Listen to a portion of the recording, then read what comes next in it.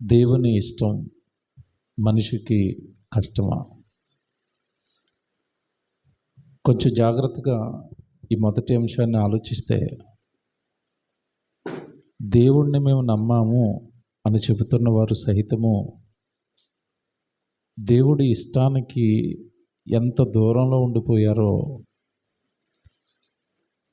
లేదా దేవుడి మనసులో ఉన్న ఇష్టాన్ని గ్రహించి బ్రతకటంలో ఎంత దూరాన ఆగిపోయారో ఈరోజు మీకు అర్థమవుతుంది. దేవుని ఇష్టం అన్న పదం ఒకవేళ మీలో ఇక్కడ కూర్చున్న వారిలో మొదటిసారి వినేవారు ఉంటే కనుక మనం గమనించవలసిన సంగతి ఏంటంటే, మనిషికి ఎలాగైతే కొన్ని ఇష్టాలు, ఆనందాలు, సంతోషాలు, బాధలు ఇవన్నీ మనిషికి ఎలా అయితే ఉంటాయో, పరలోకంలో ఉన్న కన్నతండ్రికి కూడా, మనుషులను పుట్టించిన దేవుడికి కూడా మనసు ఉంది. ఆ మనస్సులో సంతోషాలు ఉన్నాయి, ఆనందాలు ఉన్నాయి, సంతాపం, బాధ ఉంది. అలాగే మనలందరినీ పుట్టించిన ఆ పరమ తండ్రికి కొన్ని ఇష్టాలు కూడా ఉన్నాయి. ముందుగా మీరు గమనించవలసింది ఏంటంటే, దేవుడికి మనసు, దేవుడికి ఆనందాలు, దేవుడికి బాధ, దేవుడికి ఇష్టాలు ఉంటాయా అంటే ఉంటాయి. ఇవి ఒకసారి బైబిల్లో చూసుకుందాం, ఉన్నాయో లేదో, దేవుడు అలా రాయించాడో లేదో ఒకసారి బైబిల్లో మనం చూసుకునే ప్రయత్నం చేద్దాం. మత్తయి సువార్త 3వ అధ్యాయం 16వ వచనం బైబిల్లో చూస్తే, మత్తయి సువార్త 3వ అధ్యాయము 16వ వచనం. యేసు బాప్తిస్మము పొందిన వెంటనే నీళ్ళలో నుండి ఒడ్డునకు వచ్చెను. ఇదిగో ఆకాశము తెరవబడెను. దేవుని ఆత్మ పావురము వలె దిగి తన మీదికి వచ్చుట చూచెను. యేసుక్రీస్తుల వారి మీదకి వచ్చుట చూచెను. మరియు ఇదిగో ఈయనే నా ప్రియకుమారుడు,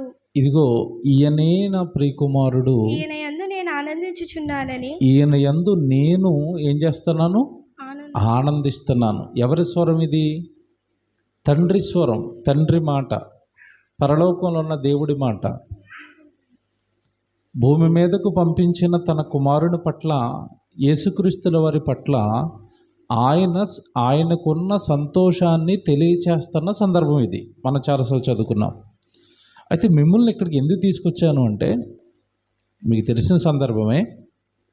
ఇక్కడ మీరు ఆలోచించవలసిన సంగతి ఏంటంటే, దేవుడు పలుకుతూ అక్కడ అంటున్నాడు, ఈయనే నా ప్రియకుమారుడు, ఈయన యందు నేను ఆనందిస్తున్నాను అన్నాడు. చూడండి, యేసుక్రీస్తుల వారి యందు తండ్రి అయిన దేవుడు ఏం చేస్తున్నాడట? ఆనందిస్తున్నాడు. అంటే ఇప్పుడు దేవుడికి ఏమున్నాయి? దేవుడికి ఏముంది? ఆనందం ఉందా? ఆనందం ఉంది. ఆదికాండం 6వ అధ్యాయానికి రండి. ఆదికాండం 6వ అధ్యాయానికి రండి. 6వ వచనం చదవండి. దేవుడికి ఆనందం ఉంది అని లేఖనం చదువుకున్నారు కదా. ఇప్పుడు 6వ అధ్యాయం 6వ వచనానికి రండి. 6వ అధ్యాయం 6వ వచనం. తాను భూమి మీద నరులను చేసినందుకు యెహోవా సంతాపమునంది తన హృదయములో నొచ్చుకొనెను. హృదయములో నొచ్చుకున్నాడు, హృదయములో బాధపడుతున్నాడు. మీరు ముందు చదువుకున్న సందర్భంలోనేమో యేసుక్రీస్తుల వారిని చూపిస్తూ, ఈయనే నా ప్రియకుమారుడు, ఈయన యందు నేనేం చేస్తున్నాను? ఆనందిస్తున్నాను అన్నాడు. ఆదికాండం 6వ అధ్యాయానికి వచ్చేసరికి అంటున్నాడు, అసలు భూమి మీద నరులను నేను చేసినందుకు వీళ్ళని బట్టి నా హృదయంలో నేనేం చేస్తున్నాను? నొచ్చుకుంటున్నాను, బాధపడుతున్నాను అన్నాడు. అంటే ఇప్పుడు మీకు అర్థం కావాల్సింది, దేవుడికి ఆనందము ఉంది, దేవుడికి బాధ ఉంది. కానీ మనమేమనుకున్నాం ఇంతకాలం? దేవుడు అనగానే పరలోకంలో సింహాసనం వేసుకుని కూర్చుంటాడు, మనం ఎప్పుడు ప్రార్థన సహాయం అడిగితే అప్పుడు చేతులేస్తే మనల్ని దీవిస్తూ ఉంటాడు. ఇదే చెప్పారు ఎంతకాలం మనకి దేవుడి గురించి. దేవుడి గురించి మనకి చెప్పింది ఏంటంటే, నీకేమైనా కష్టాలు ఉంటే చెప్పుకో, తీర్చేవాడు దేవుడు. నీకేమైనా బాధలు ఉంటే చెప్పుకో, తీర్చేవాడు దేవుడు. నీకు ఏదైనా ఆశీర్వాదం కావాలంటే అడుగు, ఇచ్చేవాడు దేవుడు. నీకు ఏదైనా కష్టం ఉంటే చెప్పుకో, తీర్చేవాడు దేవుడు. నీకేమైనా శ్రమలు ఉంటే చెప్పుకో, ఆ శ్రమల్లో నుంచి బయటపడేసేవాడు దేవుడు. ఏమంటే ఇందాక ఇప్పుడు చెప్పినవన్నీ అబద్ధాలనో దేవుడు చేయడనో నేను అంటం లేదు. కానీ దేవుడిని అలాగైనా ఎప్పటికీ అర్థం చేసుకోవటం, ఇస్తూ ఉంటాడు, దీవిస్తూ ఉంటాడు, శ్రమల్లోంచి కాపాడుతూ ఉంటాడు, ఆశీర్వాదాలు ఇస్తూ ఉంటాడు. ఇంతేనా దేవుడు అంటే? ఇక్కడి వరకేనా దేవుడిని మనం అర్థం చేసుకోవటం? పిల్లరా, ఒక సందర్భంలోనేమో నాకు ఆనందం ఉంది అన్నాడు, మరో సందర్భానికి మరో వాక్యాన్ని తీసుకొచ్చేసరికి మీకు ఏం కనబడింది? నేను బాధపడుతున్నాను అన్నాడు. అంటే నువ్వు నిజంగా దేవుడిని ప్రేమిస్తే, యేసుక్రీస్తుల వారంటే నీకు ఇష్టమైతే, తండ్రైన దేవుని కనుక నువ్వు ప్రేమిస్తే, హృదయానికి హత్తుకుంటే, ఈ రోజు నుంచి నువ్వు ఆలోచించవలసింది ఏంటో తెలుసా? నా శ్రమ వచ్చిన ప్రతిసారి నేను ఆయనతో చెప్పుకుంటున్నాను కదా, నాకు కష్టం వచ్చిన ప్రతిసారి నేను ఆయనతో చెప్పుకుంటున్నాను కదా, నా శ్రమ తీర్చు, నా కష్టం తీర్చు అని. నాకేనా బాధలు, నాకేనా కష్టాలు, నాకేనా శ్రమలు, దేవుడికంటూ ఏమీ లేవా అని ఈ కోణంలో ఒక్కసారి బైబిల్ను చదవటం ప్రారంభించు. నువ్వు ఆయన ఆనందాలు చెబుతాడు, ఆయన సంతోషాలు చెబుతాడు, ఆయన ఇష్టాలు చెబుతాడు, ఆయన బాధలు చెబుతాడు, ఆయన మనసులో ఉన్న ఆవేదన చెబుతాడు. ఆయనకి అసలు కష్టం ఏంటో, శ్రమ ఏంటో, బాధ ఏంటో కూడా నీకు చెప్తాడు. ఇక్కడ ఒక విషయం మీరు ఆలోచించాలి. దేవుడికి కష్టాలు, దేవుడికి బాధలు అనగానే మనలాంటి కష్టాలు, మనలాంటి శ్రమలు అనుకునేరు. అప్పులు చేసో శ్రమలు తెచ్చుకోవటమో, ఆరోగ్య సమస్యలతో శ్రమలు పట్టమో, ఇలాంటి శ్రమలు లేవు దేవుడికి. ఆయనకున్న బాధల్లో ఒకటే, భూమి మీద ఉన్న తన పిల్లలు పాడైపోతున్నారు, భూమి మీద ఉన్న తన పిల్లలు పాపం చేస్తున్నారు, భూమి మీద ఉన్న తన పిల్లలు తన వాక్యానుసారంగా జీవించటం లేదు, భూమి మీద ఉన్న పిల్లలు పాపాన్ని విడిచిపెట్టడం లేదు, భూమి మీద ఉన్న పిల్లలు పాపం చేస్తూ చనిపోయి, పాపంలోనే జీవించి, పాపంలోనే బ్రతికి, పాపంలోనే చనిపోయి నిత్యాగ్ని దండనకు జారిపోతున్నారు. అది ఆయన ఆవేదన, అది ఆయన బాధ. సో ఇప్పుడు దేవుడి బాధ ఉంది అని నీకు బైబిల్లో నువ్వు చదువుకుంటున్నప్పుడు, దేవుడిని నిజంగా నువ్వు ప్రేమిస్తే ఆ బాధ ఎలా తీరుతుంది, ఆ బాధ ఎలా తీర్చాలి, నా వల్ల ఏమైనా అవుతుందా దేవుడి బాధను పంచుకోవడానికి అని నువ్వు ఆలోచించగలిగితే దేవుడి గుండెల్లో స్థానాన్ని సంపాదిస్తావు. దేవుని హృదయంలో చెరగని ముద్ర వేసిన భక్తుడిగా, భక్తురాలిగా నువ్వు మిగిలిపోతావు. అంతే తప్ప నేను బాప్తిసం తీసుకున్నది మొదలుకొని ఎప్పుడు నేను అడుగుతూ ఉంటాను, నా ఇష్టాలన్నీ ఆయన మీద రుద్దుతూ ఉంటాను అని అనుకుంటే ఎప్పటికీ నిన్ను తన మనసులో తన బాధను పంచుకునేంత గొప్ప వ్యక్తిగా దేవుడు నిన్ను అంగీకరించడు. మీకు బైబిల్లో కొన్ని మాటలు జ్ఞాపకం చేస్తాను. దేవుడు ఆయన్ని నమ్మిన వారు చాలామంది బైబిల్లో మనకు కనబడుతున్నా, ఆయన భూమి మీద నమ్మింది మాత్రం కొద్దిమందినే. మళ్ళీ చెప్తాను, జాగ్రత్తగా వినాలి. ఇది మనుషులు కోట్లల్లో, లక్షల్లో దేవుడిని నమ్ముతారు. కానీ వీళ్ళందరినీ దేవుడు తిరిగి నమ్ముతున్నాడా? మీరు ఒకసారి ఎప్పుడైనా ఆలోచించారా? ఇశ్రాయేల్ సమాజం ఐగుప్తు దేశంలో బానిసత్వంలో ఉండేసరికి వాళ్ళ సంఖ్య ఎంతగా ఉంది చెప్పండి? వాళ్ళ సంఖ్య ఎంత ఉంది? 6 లక్షలు కాల్బలం కలిగిన వాళ్ళు అన్నాడు. అంటే ఇంకా చిన్నపిల్లలు, వృద్ధులు అందరూ కలిపితే ఎంత ఉంటారు? సుమారుగా 20 నుంచి 22 లక్షల వరకు ఉంటారు. ఎవరు? ఇశ్రాయేలు. అంతమంది, లక్షల మందిని పెట్టుకుని ఆయన అన్న మాట ఏంటో తెలుసా? ఇదిగో నా ఇల్లంతటిలో మోషే నమ్మకమైన వాడు అన్నాడు. కొన్ని లక్షల మందిలో ఎవరిని నమ్ముతున్నాడు దేవుడు? మోషేని నమ్ముతున్నాడు. మిగతా వాళ్ళందరూ దేవుడిని నమ్మారు. దేవుడు తిరిగి వాళ్ళందరినీ నమ్ముతున్నాడా? లేదు. మొత్తం నా ఇల్లంతటిలో, నా సంఘం అంతటిలో, ఇన్ని లక్షల మందిలో మోషే ఒకడే నాకు నమ్మకస్తుడు అన్నాడు. మీకు మోషే ఒకానొక సందర్భంలో వెళ్ళి వాక్యం చెప్పిన ఆయన అంటే నాకు నత్తుంది, నా నోరు తిరగదు, అహరోను ఉన్నాడు, మా అన్నయ్య తీసుకెళ్ళండి అన్నాడు. దేవుడేమన్నాడు చెప్పండి? దేవుడేమన్నాడు? నీకు నోరు ఇచ్చింది నేనే, నోట్లో ఏం ప్రాబ్లం ఉందో నాకు తెలీదా, నాకు అహరోను వద్దు, నువ్వే కావాలంటున్నాడు. ఎందుకు అహరోను వద్దు అన్నాడు చెప్పండి? దేవుడికి భవిష్యత్తు తెలుసు. 40 దినాలు వాక్యం తీసుకురావడానికి మోషే పర్వతం మీదకి వెళితే ప్రజలు అల్లరి చేస్తున్నారని అహరోను ఏం చేశాడు? దూడను చేసి వాళ్ళకి ఇచ్చేశాడు. ఇలాంటి వాడు నమ్ముతాడా దేవుడు? ఇలాంటి వాడిని సేవకుడిగా పెట్టుకుంటాడా? నో. మీకు ఇప్పుడు ఏమర్థం కావాలి అంటే, దేవుణ్ణి చాలామంది నమ్ముతారు, కానీ ఆయన అందరినీ నమ్ముతాడా? ఆ నమ్మకాన్ని దేవుని ఎడల మనం కలిగించామా? ఎప్పుడు నమ్ముతాడో తెలుసండి?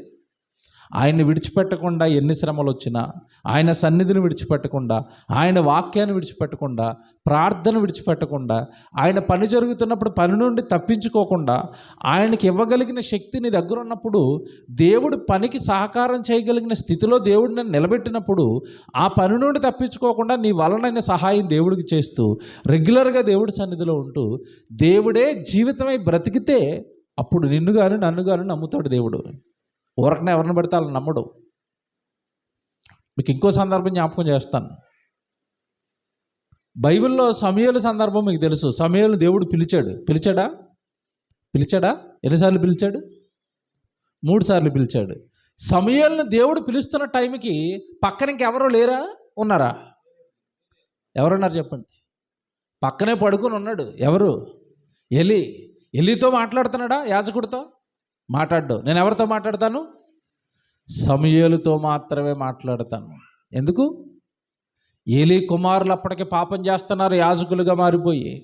ఏలీ కూడా వృద్ధాప్యంలో ఉండి వాళ్ళని గద్దించలేక, వాళ్ళ పాపాన్ని మాన్పించలేక సైలెంట్ అయిపోయాడు. 2 సార్లు హెచ్చరించాడు, ఏమీ మార్చుకోలేదు. ఇంకంతే, ఏలీ మీద కోపం వచ్చింది. నేను ఏలీతో మాట్లాడడం. ఇప్పుడు ఎవరితో మాట్లాడతాను? సమూయేలుతో. నేను నమ్మను, నా పనికి నమ్మక ద్రోహం చేశారు ఏలీ కుమారులు, వాళ్ళతో నేను మాట్లాడను అన్నాడంతే. ఏలీ కుమారులు చచ్చిపోయారు యుద్ధంలో. ఏలీ కూడా యుద్ధంలో ఆ రోజున్న మందసం పట్టబడింది అనగానే ఏలీ కూడా వెనక్కి పడిపోయి మెడ విరిగిపోయి చచ్చిపోయాడు. మీకు తెలియదు కాదు కదా జరిగిన చరిత్ర. ఇవన్నీ మీకు ఎందుకు జ్ఞాపకం చేస్తున్నాడంటే, దేవుడి మనసులో ఉన్న ఆవేదన, దేవుడి మనసులో ఉన్న ఆనందాలు, సంతోషాలు, ఇష్టాలు నువ్వు తెలుసుకుంటేనే తప్ప దేవుడికి ఇష్టమైన కార్యాలు చేయలేవు. దేవుడి ఇష్టాన్ని నువ్వు భూమి మీద నెరవేర్చలేవు. దేవుని ఇష్టం మనిషికి కష్టం. అంటే ఈరోజు ఎలా మారిపోయిందంటే, నా ఇష్టాలు నేను నెరవేర్చుకుంటాను తప్ప దేవుడి ఇష్టాలతో నాకు సంబంధం లేదు. సన్నిధికి వచ్చేది మన ఇష్టాలు నెరవేర్చుకోవడానికే. ఉపవాస ప్రార్థనలో మనం దేవుడిని అడిగేది మన ఇష్టాలే. మనం వ్యక్తిగతంగా ప్రార్థన చేసుకునేటప్పుడు అడిగేది మన ఇష్టాలే. బైబిల్ చదువుతున్నా మన ఇష్టం కోసమే, మనల్ని దేవుడు ఏదో దీవిస్తాడని. ఎప్పటికీ నా ఇష్టాలు, నా సంతోషాలు, నా కోరికలు, నా శ్రమలు, నా అవసరతలు, నా ఇరుకులు, నా ఇబ్బందులు అన్నాడే తప్ప మనిషి, దేవా మీ ఇష్టాలేంటి, మీ సంతోషాలేంటి, మీ ఆనందాలేంటి, మీ శ్రమలేంటి, మీ బాధలేంటి, కొడుకుగా నాకు, కూతురుగా నాకు జన్మనిచ్చారు కదా, నా వలన ఏదైనా చేస్తాను అని మనిషి దేవుడిని అర్థం చేసుకోలేదండి. దేవుడిని అర్థం చేసుకోలేదు. మనిషి ఎలా ఆలోచించాడంటే, బాప్తిసం తీసుకోవటమే ఎక్కువ అనుకున్నాడు, గుడికి వెళ్ళటమే ఎక్కువ అనుకున్నాడు. ఎవరు గుడికి వెళ్ళట్లేదు, నేను గుడికి వెళ్తున్నాను కనుక భక్తుడినే అనుకున్నారు. నేను ఇంకో కొంతమంది ఎలా ఫీల్ అవుతారంటే, నేను రక్షణ పొందేశాను కనుక దేవుడు నన్ను ఇష్టపడిపోతున్నాడు, దేవుడికి నేను చాలా ఇష్టమే అనుకుంటారు చాలామంది. బైబిల్లో ఉన్న లేఖనాలు నిశితంగా పరిశీలించాలి. ఈరోజు నేను కొన్ని లేఖనాలు చూపిస్తాను ఇప్పుడు మీకు. తిమోతికి రాసిన పత్రిక ఒకసారి జాగ్రత్తగా తీసుకోండి. ఇది తిమోతి గారికి రాసిన పత్రిక. ఏమండి, పత్రికలో మనుషులు రక్షణ పొందుతున్నారు, మంచిది. బాప్తిసం తీసుకుంటున్నారు, రక్షణ పొందారు, మంచిది. రక్షణ పొందిన తర్వాత మనుషులు ఎలా ఆలోచించారు అంటే, నేను బాప్తిసం తీసుకున్నాను కనుక దేవుడు నన్ను ఇష్టపడుతున్నాడు, దేవుడు మధ్యలో నాకు స్థానం వచ్చింది అని అనుకున్నారు. కానీ దేవుడు ఇక్కడ ఎక్స్ట్రాగా ఇంకొక మాట చెప్తాడు. 2వ అధ్యాయం 4వ వచనం మీరు చదివితే, తిమోతికి రాసిన మొదటి పత్రిక 2వ అధ్యాయం 4వ వచనం చూడండి. ఆయన మనుషులందరూ రక్షణ పొంది సత్యమును గూర్చిన అనుభవ జ్ఞానము గలవారై. బాగా వినాలి ఇది. మనుషులందరూ ఏం పొందాలట? రక్షణ పొందాలి, బాప్తిసం తీసుకోవాలి. జాగ్రత్తగా వినండి. మనుషులందరూ రక్షణ పొంది అయిపోయిందా? ఇంకేమైనా చెప్తున్నాడు అక్కడ? కంటిన్యూటీ ఉంది అక్కడ. ఏదో విషయాన్ని చెప్తున్నాడు ఈ రక్షణ పొందిన వాళ్ళకి, ఏదో విషయాన్ని చెప్తున్నాడు ఈ బాప్తిసం పొందిన వాళ్ళకి. ఏం చెప్తున్నాడు? మీరు రక్షణ పొందిన తర్వాత ఫస్ట్ అడుగు అయింది, లేదా ఫస్ట్ మెట్ ఎక్కారు దేవుళ్ళో, నెక్స్ట్ మీరు అర్జెంటుగా చేయవలసింది ఏంటో తెలుసా? రక్షణ పొంది సత్యమును గూర్చిన అనుభవ జ్ఞానం గలవారై ఉండవలెనని ఆయన ఇచ్చయించుచున్నాడు, ఇష్టం కలిగి ఉన్నాడు. అది దేవుని ఇష్టం. ఏమిష్టం ఇప్పుడు దేవుడికి చెప్పండి? రక్షణ పొందితే ఇష్టం అన్నాడా? రక్షణ పొంది సత్యమును గూర్చిన అనుభవ జ్ఞానం పొందితే ఇష్టం అన్నాడా? బాగా ఆలోచించాలి. అర్థమవుతుందా? వచనాలు అర్థమవుతున్నాయా? రక్షణ పొంది నెక్స్ట్ ఏం చేయాలి? సత్యమును గూర్చిన అనుభవం. సత్యం అంటే ఏంటి చెప్పండి? వాక్యం అంటే ఏంటి? సత్యం అంటే వాక్యమే కదా, తెలుసు కదా మీ అందరికీ. దేవుని మాటే సత్యం, వాక్యమే సత్యం. ఇప్పుడు మీ అందరిలో ప్రశ్న అడుగుతాను. బాప్తిసం తీసుకున్న వాళ్ళందరికీ రోజు బైబిల్ చదవటం ఇష్టమా? చెప్పండి, ఇష్టమా? రోజు బైబిల్ చదువుతారా? పోనీ బాప్తిసం తీసుకున్న వాళ్ళందరూ సెమినార్ పెడుతున్నాం వాక్యం నేర్చుకోండి అంటే అందరూ వస్తారా సెమినార్కి? కొందరు వస్తారా? కొందరు వస్తారు. ఆదివారం ఆరాధనకి మీకు అర్థమైందా? మ్యాక్సిమం వస్తారు ఆదివారం ఆరాధనకి. ఎందుకు? రొట్టె తినాలి, ద్రాక్షరసం తాగాలి, ఆదివారం కనుక గుడికి వెళ్ళాలి. విషయం చెప్పనా? ఆదివారమే గుడికి మనం ఎందుకు వస్తాం చెప్పండి? సెంట్రల్ గవర్నమెంట్ ఆదివారం సెలవును రద్దు చేస్తే చెప్పండి, ఏవో ఆలోచిస్తున్నారట చేసే దిశగా. ఒకవేళ ఆదివారం సెలవులు ఎత్తేసారు కాలేజీలకి, స్కూళ్ళకి, వ్యాపారాలకి, ఉద్యోగాలకి ఆదివారం సెలవు లేదు, బుధవారం పెట్టారు. అప్పుడు ఆదివారం ఆరాధనకి ఎంతమంది వస్తారు? మీకు అర్థమవుతుందా? మన భక్తి ఎక్కడి వరకు ఉంది అంటే వెళ్ళటమే ఎక్కువ ఆదివారం రోజు, అది కూడా సెలవు కనుక. సెలవు తీసేస్తే చాలామంది తగ్గిపోతారు. అంటే దేవుడు అనగానే మనం ఎలా ఉన్నామంటే ఒక లిమిట్. సెలవు ఉంటే దేవుడు, ఖాళీగా ఉంటే దేవుడు, ఏ పని లేకపోతే దేవుడు, అంతే తప్ప దేవుడే జీవితం అవటం లేదు, దేవుడే సర్వస్వం అవటం లేదు, దేవుడే ముందు అవటం లేదు, దేవుడే ప్రధానం అవటం లేదు. దేవుడు పని, దేవుడు సన్నిధి, దేవుడు వాక్యము, ఇది మొదట నా జీవితంలో, మిగతావన్నీ తర్వాత. అతనే భక్తుడు. కానీ మనం ఏంటంటే మొదట మనకిష్టమైనవన్నీ పెట్టుకున్నాం. వెసులుబాటు ఉన్న టైంలో ఎవరిని పెట్టుకుంటాం? దేవుడిని, దేవుడి సన్నిధిని మనం పెట్టుకుంటాం. కానీ అక్కడ దేవుడు అంటున్నాడు, మనుషులందరూ రక్షణ పొంది నెక్స్ట్ అర్జెంటుగా వాళ్ళందరూ ఏమైపోవాలి అంటే సత్యము విషయములో అనుభవ జ్ఞానం అయిపోవాలి. అందరికీ వాక్యం తెలియాలి, అందరూ ఆయన గురించి మాట్లాడాలి, అందరికీ బైబిల్ రావాలి, అందరికీ బైబిల్లో ఉన్న సంగతులన్నీ తెలియాలి. ఎవరికి అంటే రక్షణ పొందిన వాళ్ళందరికీ. అది ఆయన ఇష్టం. కానీ ఈరోజు బైబిల్ నేర్చుకోమంటే కష్టం, బైబిల్ చదవమంటే కష్టం, బైబిల్ నేర్పించడానికి సెమినార్లు పెడతాం, ఉచితంగా రండి వాక్యం నేర్చుకోండి అంటే కష్టం. దేవుని ఇష్టం మనిషికి ఎలా మారింది? ఎలా మారింది? అర్థమైందా టైటిల్ ఇప్పుడు? దేవుని ఇష్టం మనిషికి ఎలా మారింది? కష్టంగా మారింది. మిమ్మల్ని మాట్లాడుతాను, నా వైపు చూడాలి అందరూ. ఇక్కడ కూర్చున్న మనందరికీ కొన్ని ఇష్టాలు ఉంటాయి. ఉంటాయా ఉండవా? ఉన్నాయా? కొంతమందికి బిర్యానీ అంటే ఇష్టం, అంతేనా? స్త్రీలలో ఎక్కువ పట్టు చీరలు అంటే ఇష్టం, బంగారం అంటే ఇష్టం, కొంతమందికి ఇల్లులు అంటే ఇష్టం, కొంతమందికి పొలం అంటే ఇష్టం, అంతే కదండి. ఇంకా కొంతమందికి జ్యూసులు అంటే ఇష్టం, కొంతమందికి పిల్లలంటే ఇష్టం, కొంతమందికి కుక్కలంటే ఇష్టం, కొంతమందికి మొక్కలు చెట్లు అంటే ఇష్టం. ఇప్పుడు నేను మాట్లాడుతున్నాను, నీ ఇష్టాలన్నీ నువ్వు అనుభవిస్తున్నావంటే నీకు ఇష్టమైన, ఇప్పుడు నేను చెప్పిన లిస్ట్ అంతా ఏదైతే ఉందో ఆ లిస్ట్ అంతా నీకు ఇచ్చింది ఎవరు? బాగా ఆలోచించండి లోతుగా. మొక్కలు చేసింది ఎవరు? దేవుడు. కుక్కను చేసింది ఎవరు? దేవుడు. బట్టలు చేసింది ఎవరు? దేవుడు. బిర్యానీ తింటున్నామంటే పొలంలో పంట పండించింది ఎవరు? దేవుడు. మనకి గర్భఫలాలను ఇచ్చింది ఎవరు? దేవుడు. అంటే నీకు ఇష్టమైనవన్నీ ఆయన ఇచ్చాడా? ఇచ్చాడు. అంటే దేవుడు నీ ఇష్టాన్ని గౌరవించాడు, నీ ఇష్టాన్ని గౌరవించాడు, నీ ఇష్టాన్ని ముందే తెలుసుకున్నాడు. నువ్వు అడక్క మునిపే నీ ఇష్టాలన్నీ తెలుసుకున్నాడు. కొంతమంది ఇక్కడ కూర్చోబెట్టి మిమ్మల్ని అందరిలో మీకు కూరగాయల పేర్లు చెప్తే మీకు ఏ కూరగాయ అంటే ఇష్టం అంటే అందరూ ఒకదాని పేరు చెప్తారా, ఒక్కొక్కరు ఒక్కొక్క రకం చెప్తారా? చెప్పండి. అందరికీ వంకాయ కూర ఇష్టమేనంటే అన్ని చేతులు వేస్తాయా? అబ్బాయి అసలు నాకు వంకాయ చిరాకండి, నాకు పడదండి అంటారు. ఇప్పుడు దేవుడు వంకాయ ఇష్టపడే వాళ్ళకి వంకాయ చేసి, టమాటా ఇష్టపడే వాళ్ళకి టమాటా చేసి, చికెన్ ఇష్టపడే వాళ్ళకి చికెన్ చేసి, మటన్ ఇష్టపడే వాళ్ళకి మటన్ చేసి, చేపలు ఇష్టపడే వాళ్ళకి చేపలు చేసి, అంటే నువ్వు పుట్టక మునిపే నీ ఇష్టాన్ని తెలుసుకుని నీకు అవసరమైనవన్నీ చేశాడు. ఎవరు? దేవుడు తండ్రి. బాగా అర్థమవుతుందా? నీకు ఏది ఇష్టమో అది చేయిస్తాడు. నీకు బ్లూ రంగు ఇష్టం అంటే నువ్వు పుట్టక మునిపే బ్లూ రంగు చేయిస్తాడు.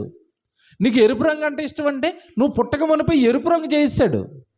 నువ్వు ఒక జంతువుని ఇష్టపడుతున్నావు అంటే నువ్వు పుట్టక మునిపే ఆ జంతువుని చేయిస్తాడు. అంటే నువ్వు పుట్టక మునిపే నీ ఇష్టాన్ని తెలుసుకొని నీకు ఇష్టమైనవన్నీ దేవుడిస్తే, భూమి మీదకి వచ్చిన తర్వాత మనిషి ఏమంటున్నాడు అంటే, నాకు కొన్ని ఇష్టాలు ఉన్నాయి నాయన, నీ ఎడల నెరవేర్చు అంటే మనిషి అంటున్నాడు, నాకు ఇష్టాలన్నీ నెరవేర్చిన నీ ఇష్టం నాకు ఇప్పుడు ఎలా ఉంది?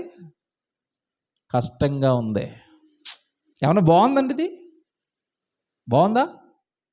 నీ ఇష్టాలన్నీ నెరవేర్చిన దేవుని ఇష్టం నీకేమైంది ఇప్పుడు? కష్టమైందా?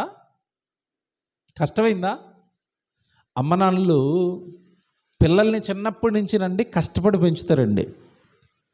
కష్టపడి పెంచుతున్న క్రమంలో పిల్లలు ఇష్టపడిన ప్రతిదాన్ని ఇస్తారు. బొమ్మలు అడిగితే బొమ్మలు ఇస్తారు, బట్టలు అడిగితే బట్టలు ఇస్తారు, పుస్తకాలు అడిగితే పుస్తకాలు ఇస్తారు, బండి కావాలంటే బండి కొనిస్తారు, సైకిల్ కావాలంటే సైకిల్ కొంటారు, నాకు పలానా గొలుసు కావాలంటే గొలుసు కొంటారు. ఆడపిల్లలు అయితే రకరకాలు అడుగుతారు అమ్మ నాన్నలు, అవన్నీ కొంటారు పాపం. ఈ కొంటన్న క్రమంలో తల్లిదండ్రులకి పిల్లలు అడుగుతున్న వాటి విషయంలో ఒక్కొక్కసారి కష్టమైపోద్ది. వాళ్ళ సంపాదన తక్కువ, వీళ్ళు అడుగుతున్నవేమో పెద్ద పెద్దవి అడుగుతారు. అయినా సరే అమ్మ నాన్నలు కష్టపడి అప్పులు చేసో ఈఎంఐల్లోనో వాళ్ళు అడిగిన వస్తువులన్నీ పిల్లలకి కొనిస్తారు.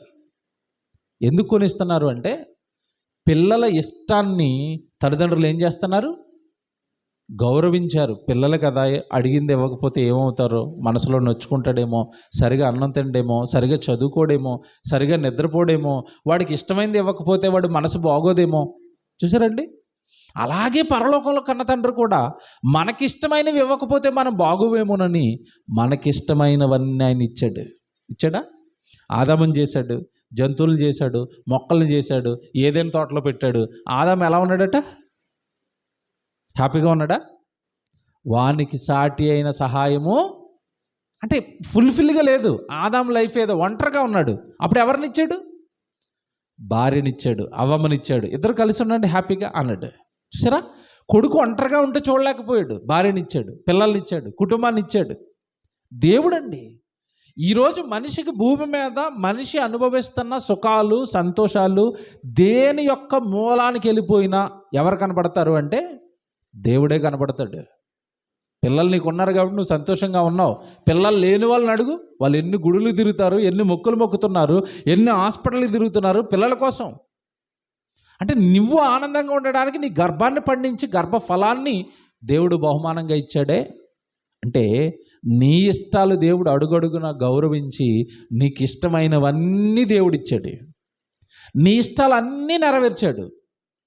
నీకు సంతోషంగా అనిపించే ప్రతిదాన్ని ప్రకృతిలో పెట్టాడు. కానీ ఇంత కష్టపడి ఇంత ఆలోచించి 6 దినాలు సృష్టి చేయడానికి అలిసిపోయి విశ్రాంతిలోకి వెళ్ళిపోయి అంతగా కష్టపడి మనిషికి ఇష్టమైనవన్నీ దేవుడు చేస్తే, నా ఇష్టాలు కొన్ని ఉన్నాయి, లేఖనాల్లో రాస్తాను బైబిల్లో, కొంచెం మీరు సత్యంలో వాక్యంలో అనుభవజ్ఞులు అయిపోతే నా ఇష్టాలు ఏంటో మీకు తెలుస్తాయి, ఆ ఇష్టాలు నెరవేర్చండి అంటే మనిషి అంటున్నాడు, మేము బాప్తీసం తీసుకోవటమే ఎక్కువ, ఆదివారం అతి కష్టం మీద గుడికి రావడమే ఎక్కువ, మరలా నీ ఇష్టాలు నెరవేర్చాలా అని నీ ఇష్టాలు మాకు కష్టమని తన ఇష్టానుసారంగా బ్రతుకుతున్నాడే తప్ప దేవుని ఇష్టాలు మనిషి నెరవేర్చడం లేదు. చూపిస్తాను ఇప్పుడు బైబిల్లో, ఇద్దరిని చూపిస్తాను. పాత నిబంధనలో ఒకప్పుడు ఇశ్రాయేలీయులు దేవుని పిల్లలు, దేవుని సంఘం. కొత్త నిబంధనలో దేవుని పిల్లలు క్రైస్తవులు, ఇది దేవుని సంఘం ప్రజెంట్. ఒకప్పుడు వాళ్ళు ఏం చేశారు, ఇప్పుడున్న వీళ్ళు ఏం చేస్తున్నారు, అసలు వాళ్ళకైనా దేవుడు అర్థమయ్యాడా, దేవుడి ఇష్టాలు అర్థమయ్యాయా, ఇప్పుడు ఈ రోజున్న వీళ్ళకైనా దేవుడి ఇష్టాలు అర్థమయ్యాయా, అసలు దేవుడి బాధ బైబిల్లో ఎలాగుందో మీరు చూద్దరు. కానీ ఇప్పుడు నా ఇష్టం ప్రజల మధ్య నెరవేరటం లేదు, నాకు ఇష్టమైనవి ఏమి చేయటం లేదని దేవుడు బాధపడుతున్నవి బైబిల్లో చూపిస్తాను. ఇప్పుడు కొరింథీయులకు రాసిన మొదటి పత్రిక బాగా జాగ్రత్తగా రాసుకోవాలి. ఇక్కడి నుంచి అన్ని వచనాలు. కొరింథీయులకు రాసిన మొదటి పత్రిక 10వ అధ్యాయం మొదటి నుంచి చదువుదామే. అందరు తీసుకోండి బైబిల్. సహోదరులారా,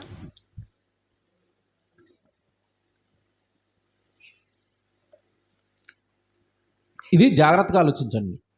కొరింథీయులకు రాసిన మొదటి పత్రిక 10వ అధ్యాయం మొదటి వచనం. సహోదరులారా, పత్రిక రాస్తుందేమో క్రైస్తవులకి. బాగా వినాలి, ఇది సందర్భం కొంచెం క్రిటికల్. పౌలు గారు పత్రిక రాస్తున్నది కొరింథీ పట్టణంలో ఉన్న క్రైస్తవులకి, సంఘానికి. కానీ అక్కడ చెబుతున్నది ఎవరి గురించి అంటే, ఒకప్పుడున్న సంఘం, పాతకాలంలో ఉన్న ఇశ్రాయేలీయులు ఏం చేశారో కొత్త నిబంధనలో ఉన్న క్రైస్తవులకు చెప్తున్నాడు. సందర్భాన్ని అర్థం చేసుకుంటేనే దేవుడు అర్థమవుతాడు. అక్కడ జరుగుతున్న సందర్భం అర్థం కావాలి. ఒకప్పుడు ఇశ్రాయేలు గురించి ప్రస్తుతం ఉన్న క్రైస్తవులతో చెప్తున్నాడు. అది సహోదరులారా, ఈ సంగతి మీకు తెలియజేయకుండుట నాకు ఇష్టము లేదు. ఈ సంగతి మీకు తెలియజేయకుండుట నాకు ఇష్టము లేదు.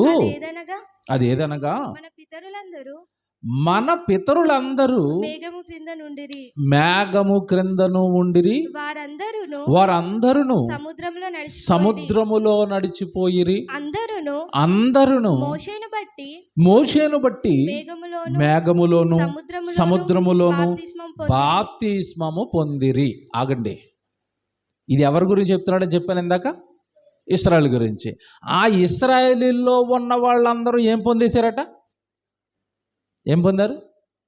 అందరూ పొందారా? కొందరు పొందారా? అందరూ పొందారు. బాగా వినాలి ఈ సందర్భం.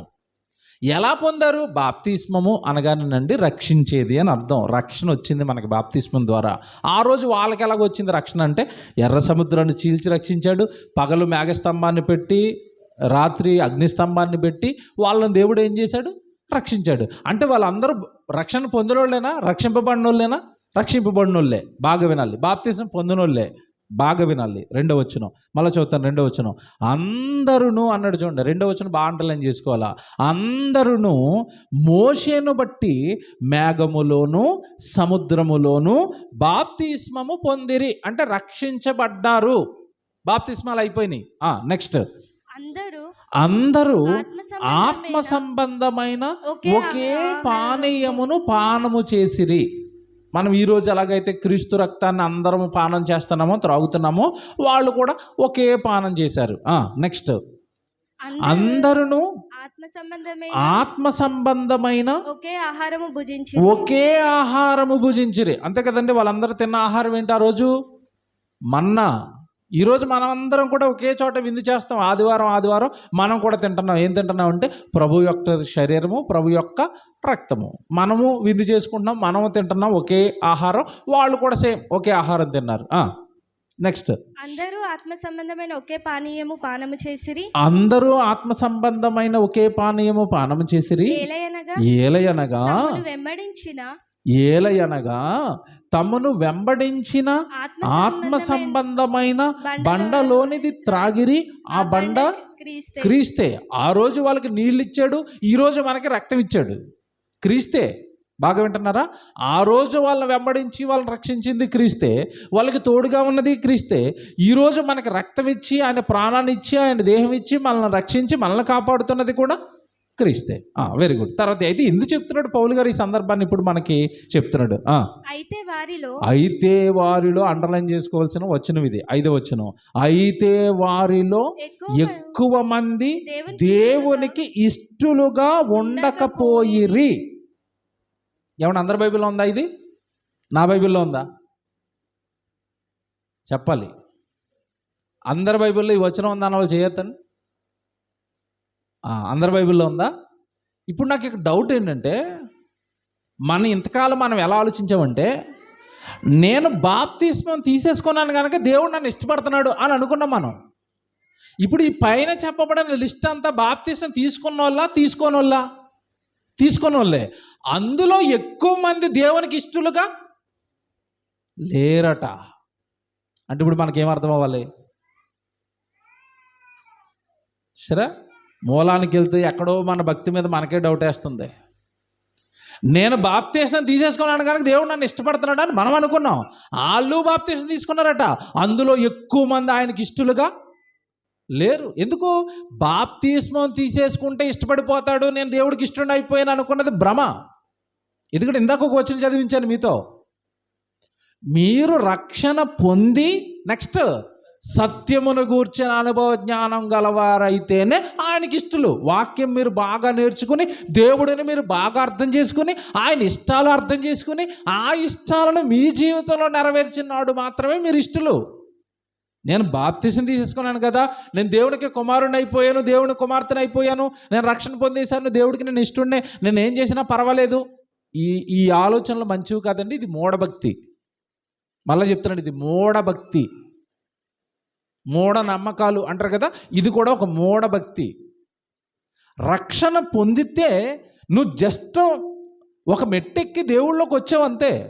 బాప్తిసం అంటే నెక్స్ట్ వచ్చిన తర్వాత లేఖనాలను బాగా పరిశీలిస్తూ ఏది దేవుడికి ఇష్టం, ఏది దేవుడికి అయిష్టం, నేను ఎలా జీవిస్తే దేవుడు ఆనందపడతాడు, ఎలా జీవిస్తే దేవుడు బాధపడతాడు, నేను ఏం చేస్తే సంతోషపడతాడు, నేను ఏం చేస్తే బాధపడతాడు, ఇవన్నీ నీ జీవితంలో దేవుడికి సంబంధించినవి నెరవేరుతున్నాయో లేదో చూసుకోవాలి. అలా చూసుకొని వాళ్ళందరూ బాప్తిస్మము పొందిన వాళ్ళైనా సరే దేవుడికి ఏమవరట? ఇష్టలుగా ఉండరు. ఎవరు నా సొంత మాటలు ఏం చెప్పట్లేదు, మీకు బైబిల్లో ఉన్నవి చూపిస్తున్నాను నేను. వారిలో ఎక్కువ మంది అనడా, తక్కువ మంది అనడా? 5వ వచనం మళ్ళీ చదవండి బైబిల్లో. అయితే వారిలో ఎక్కువ 5వ వచనం బాగా చూడండి బైబిల్లో. మీ బైబిల్లో వేలు పెట్టుకుని చూసుకోండి అది. అయితే వారిలో ఎక్కువ మందట. ఆ బాప్తిస్మము పొందిన వారిలో ఎక్కువ మంది దేవునికి ఇష్టలుగా ఉండలేదు.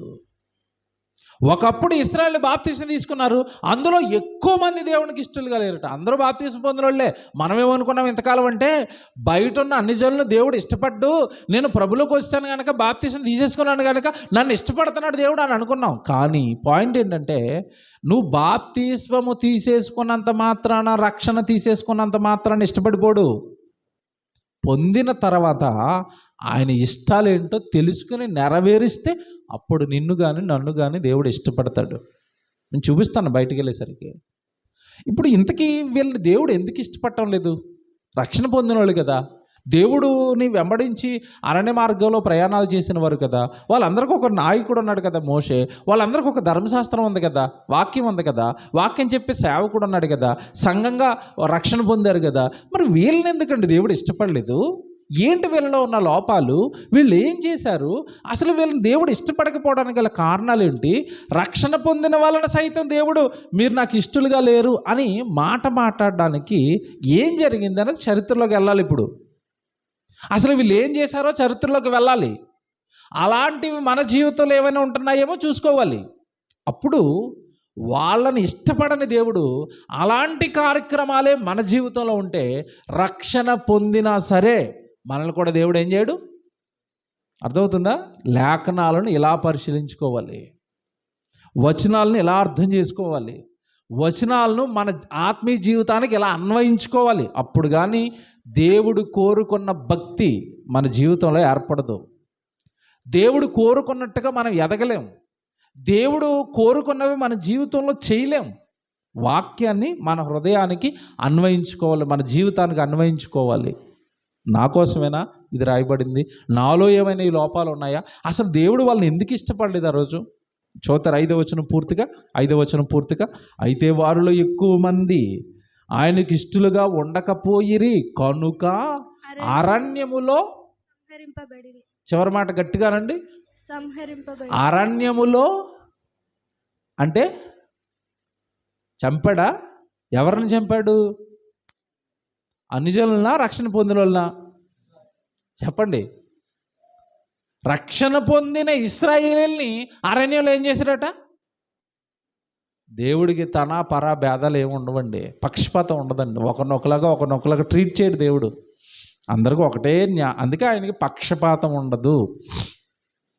పక్షపాతం లేని దేవుడు అని గర్వంగా ఎలా చెప్పుకుంటామంటే అందరికీ ఒకే విధమైన న్యాయాన్ని అమలుపరుస్తాడు. బయటోడు ఇంటి బయటుండి పాపాలు చేస్తుంటే, తప్పులు చేస్తుంటే, నేరాలు చేస్తుంటే, ఇంటోడు సంఘస్థుడు ఇంట్లోకి వచ్చి చేస్తున్నాడు. ఆయన ఇంట్లోకి వచ్చి చేస్తున్నాడు ఆయనకి ఇష్టం లేని పనులు. కనుక బయటవాడిని విడిచిపెట్టడు, ఇంట్లో ఉన్నవాడిని విడిచిపెట్టడు. ఆయనకి అయిష్టమైన కార్యక్రమాలు చేస్తే, ఆయనకి ఇష్టం లేనివి చేస్తే. ఎందుకంటే బైబిల్లో మాట ఉంటుంది, నేను చెప్తున్నది బైబిల్ బేస్ లేకుండా నేను ఏం మాట్లాడను. బైబిల్లో దేవుడు చెప్పకుండా నేను చెప్పను. అసలు దేవుడు తీర్పు ఎక్కడ స్టార్ట్ చేస్తానన్నాడు తెలుసా బైబిల్లో? ఎక్కడండి? దేవుని తీర్పు ఇంటి యొద్దనే ఆరంభమగు కాలము వచ్చుచున్నది. 1 పేతురు 4వ అధ్యాయంలో ఉంటుంది ఇది. తీర్పు ఎక్కడ స్టార్ట్ అవుతుందట? ఎక్కడట? దేవుని ఎంట.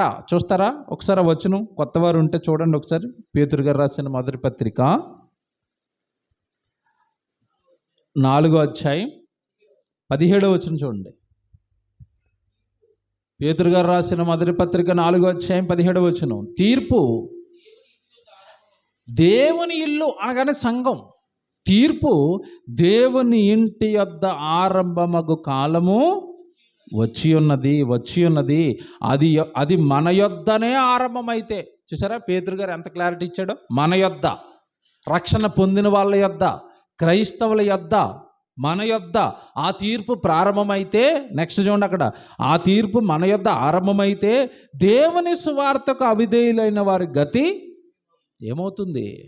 నువ్వు సంఘానికి వస్తూ బాప్తిస్మం తీసుకుని రక్షణ పొంది నీ పాపాలు మానకుండా, నీ నేరాలు మానకుండా వచ్చి ప్రతి వారము వాక్యము వింటూ కూడా ఆ వాక్యానికి విరుద్ధంగా సమాజంలో నువ్వు బ్రతుకుతున్నప్పుడు నిన్ను విడిచిపెడతాడా దేవుడు? నన్ను విడిచిపెడతాడా దేవుడు? మీకు అర్థమవ్వాలి ఇప్పుడు. అంటే రక్షణ పొందినంత మాత్రాన సరిపోదు, దేవుని ఇష్టాలేంటో మనిషి గ్రహించాలి. ఆయన ఇష్టం నీ ఇష్టంగా మారాలి తప్ప ఆయన ఇష్టం నీకు కష్టంగా మారకూడదు.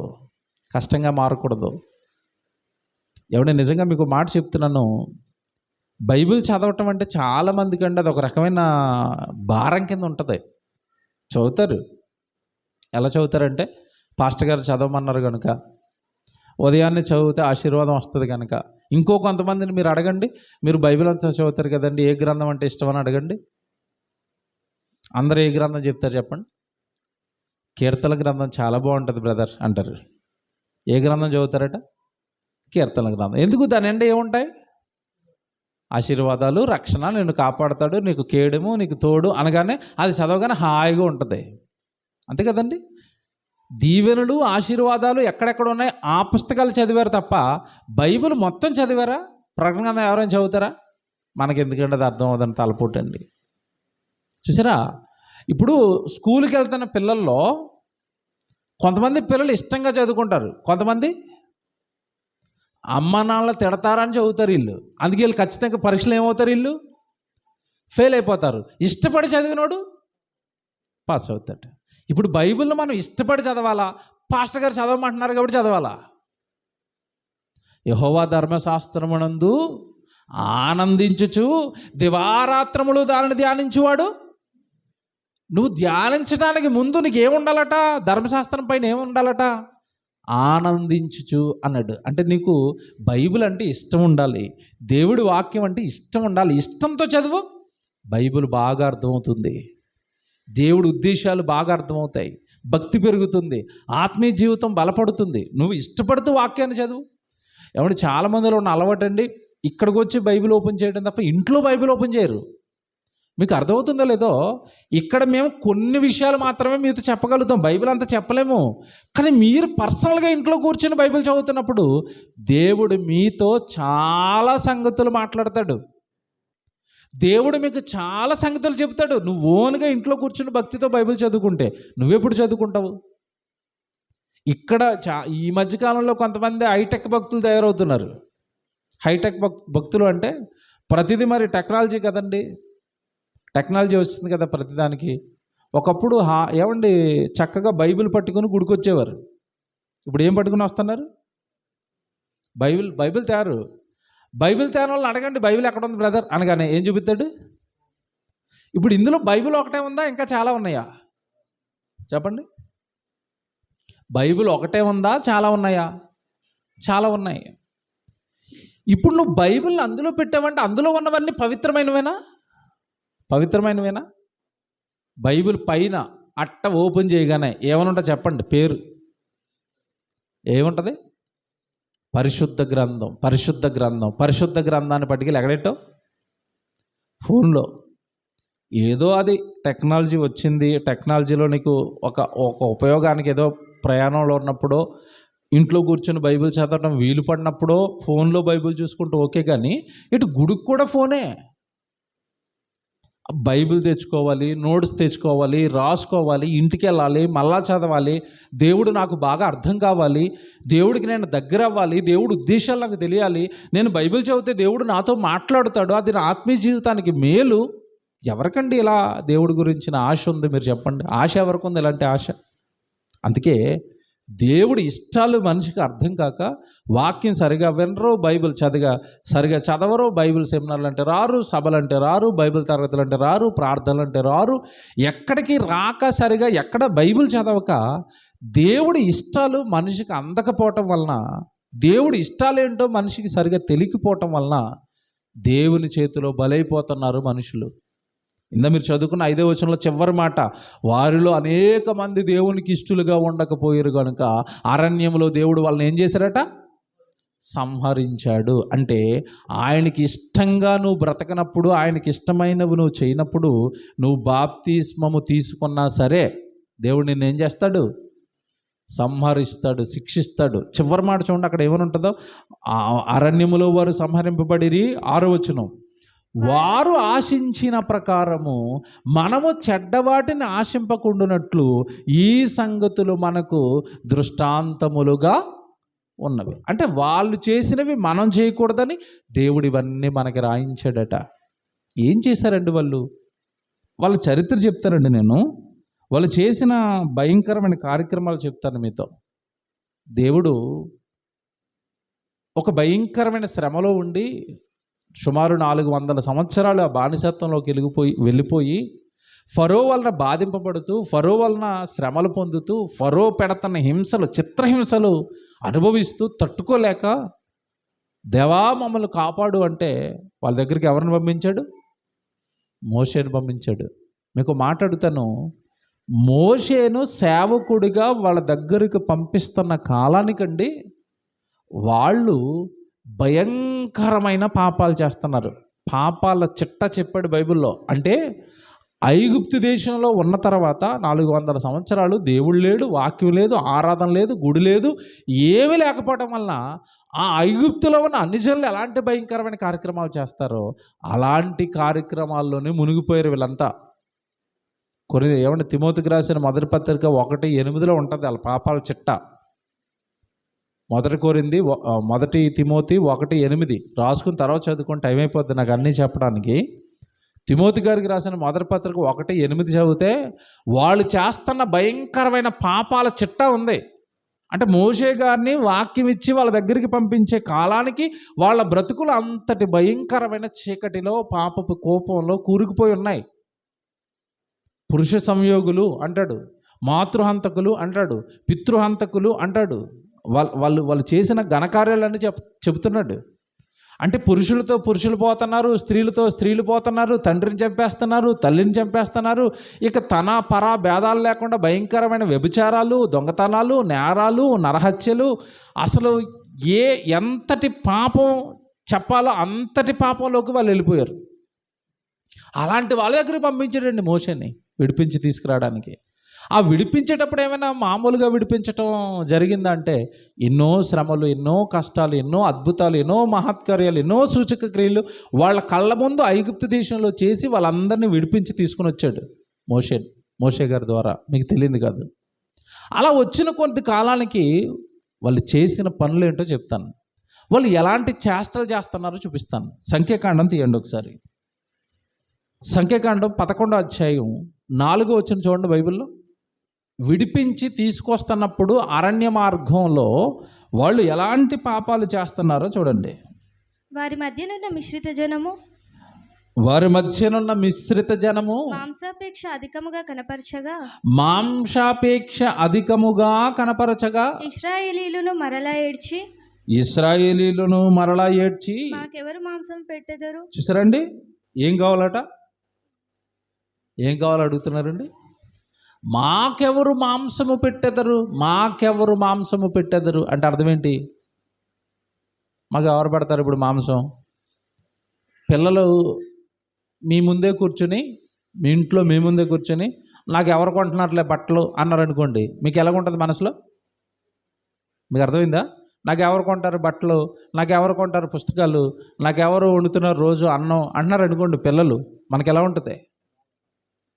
ఎంత బాధ అనిపిస్తుంది.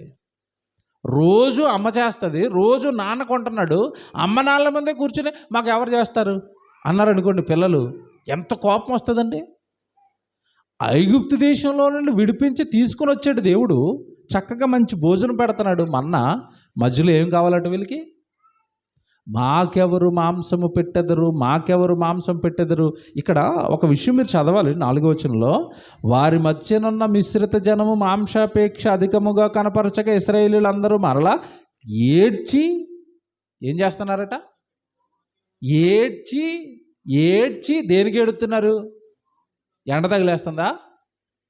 చెప్పండి. పోనీ ఆకలా? నీళ్ళు లేవా? బట్టలు లేవా? నడవడానికి ఏమైనా కాళ్ళు వాచిపోతున్నాయా? మీరు చెప్పాలి, దేనికి ఏడుస్తున్నారండి? ఏడవచ్చండి. ఏడవడానికి ఏమైనా స్కోప్ ఉంది అక్కడ? మీరు చెప్పండి. పోనీ ఏడుస్తున్నది దేనికోసం? మాంసం కోసం. ప్రయాణంలో ఉన్నప్పుడు ఎప్పుడైనా మీరు మాంసం దొరకట్లేదని మీరు ఏడ్చారండి? ఎప్పుడైనా మీరు ఏడ్చారా? మీకు ఇలాగ అర్థమవుతుంది. ఉదాహరణ చెప్తాను. మీరు ఇప్పుడు సిద్దిపేట నుంచి హైదరాబాద్కి బస్సు ఎక్కారు అనుకుందాం, ఓకే?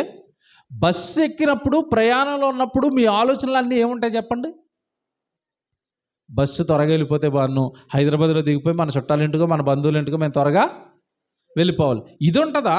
బస్సులో కూర్చొని ఇప్పుడు మాకు బిర్యానీ ఎవరు తెస్తారు, నాకు థమ్సప్ డ్రింక్ ఎవరు తెస్తారు, నాకు స్నాక్స్ ఎవరు తెస్తారు, ఇడ్లీ ఎవరు తెస్తారు, బోండాలు ఎవరు తెస్తారు అంటావా? బస్సులో కూర్చొని అంటారండి ఎవరైనా? జ్ఞానం ఉన్నవాడు ఎవడైనా అంటాడా? మనం అప్పుడప్పుడు దూరాలు ట్రైన్లో ప్రయాణం చేస్తామండి. ట్రైన్లో ప్రయాణం చేసినప్పుడు ఆకలేస్తే ఏం చేస్తాం చెప్పండి? ఆడేదో ఛాయ్ అంటాడు, ఆకలేస్తున్నప్పుడు ఛాయ్ తాగుతాం, లేదా సమోసా వస్తాడు సమోసా తింటాం, ఏదో పల్లీలు అంటా వస్తాడో పల్లీలు తింటాం, ఏది దొరికితే అది తినేసి ఇప్పుడు మన టార్గెట్ తిండి కాదు, ఎక్కడికి వెళ్ళిపోవాలి? గమ్యానికి వెళ్ళిపోవాలి.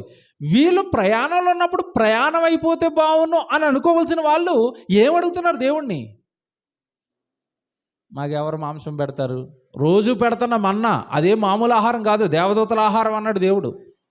అంటే దాన్ని అలా పోల్చాడు. అంత మంచి ఫుడ్ రోజు వాళ్ళకి పెడుతుంటే మాకు మాంసం కావాలి. పూర్ణ అడిగారా, ఏడుతున్నారా? మీరు చెప్పండి. మిమ్మల్ని అడుగుతాను, తల్లిదండ్రులు ఇక్కడ ఉంటే మీ పిల్లలు మేము ముందు కూర్చొని ఏడుతున్నారు అనుకోండి, దేనికోసమైనా మీకు ఎలా ఉంటుంది చెప్పండి? ఏడిస్తే మీకు ఎలా ఉంటుంది? కొనాలనిపిస్తుందా? నడ్డి మీద ఒకటి వేయాలనిపిస్తుందా? ఏదైనా కావలిస్తే అడగరా? ఎందుకు ఏడుస్తున్నావురా? చూసే వాళ్ళకి ఏమనిపిస్తుందిరా? సిగ్గు కదరా అలాగే ఏడుపెట్టురా? ఏడుపా? దేవుడికి ఎంత కోపం వచ్చిందో తెలుసండి. ఒరే నేను అడిగితే ఇస్తాను, మీరు ఏడ్చారు కనుక పెడతానురా మీకు. ఎలా పెడతాను తెలుసా? జీవితంలో మరలా మాంసం అడగకుండా పెడతాను. పెట్టాడా? పెట్టాడు. ఎలా పెట్టాడు? అరకొరకగా మనకు పెళ్ళిళ్ళు వేసినట్టు 2 ముక్కలు వేసి నీళ్ళు వేసాడా? ఎలా పెట్టాడు? తినండి. ఎంత తింటావు? ఏడ్చావు కదరా, ఎంత తింటావో చూస్తాను, నువ్వు తిను. నా కోడిగుడ్డు ఎవరు వేస్తారా అని ఏడుతున్నాడు అనుకోండి కొడుకు, నాన్న 100 కోడిగుడ్లు తెచ్చేసి ఉడకబెట్టి తినరా అని కూర్చున్నాడు అనుకోండి, ఎలాగుంటుంది? గుడ్లన్నీ తింటావా లేదా అంటున్నాడు అనుకోండి, ఎలాగుంటుంది? మా తిండి 1 తింటాడు, 2 తింటాడు, 5 తింటాడు, 10 తింటాడు. తర్వాత వీళ్ళు మాంసం కోసం ఏడ్చినందుకు దేవుడు చాలా సీరియస్ అయిపోయాడు. పెట్టాడు. మాంసం పళ్ళ సందుల్లో ఉండగానే ఏమంటే తిని వాళ్ళు ఏమైపోయారు? చచ్చిపోయారండి. ఇది ఎందుకు చెప్పానంటే ఇప్పుడు మీకు, వాళ్ళు చేసినవి మనకి రాసి పౌలు గారు అన్న మాట 6వ వచనంలో, వాళ్ళు చేసినవి మనం ఏం చేయకూడదు అన్నాడు?